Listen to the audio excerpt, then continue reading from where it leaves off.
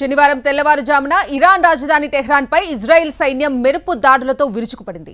ప్రధానంగా ప్రభుత్వ మౌలిక సదుపాయాల లక్ష్యంగా సాగిన ఈ దాడుల్లో టెహ్రాన్లోని కీలకమైన మెహ్రాబాద్ అంతర్జాతీయ విమానాశ్రయం భారీగా దెబ్బతిన్నట్లు తెలుస్తోంది. టెహ్రాన్లోని పశ్చిమ ప్రాంతం పేలుళ్ల శబ్దాలతో దద్దరిల్లిపోయింది. మెహ్రాబాద్ విమానాశ్రయం సమీపంలో భారీగా అగ్నికీలలు ఎగిసిపడుతున్నాయి. రన్వేపై ఉన్న కమర్షియల్ విమానాలు మంటల్లో కాలిపోతున్నట్లు స్థానికులు పంపిన దృశ్యాలు భయాందోళన కలిగిస్తున్నాయి. ఇంధనం మరియు ఆయిల్ ట్యాంకులు పేలడంతో గాలిలో విషపూరితమైన పొగలు వ్యాపిస్తున్నాయి.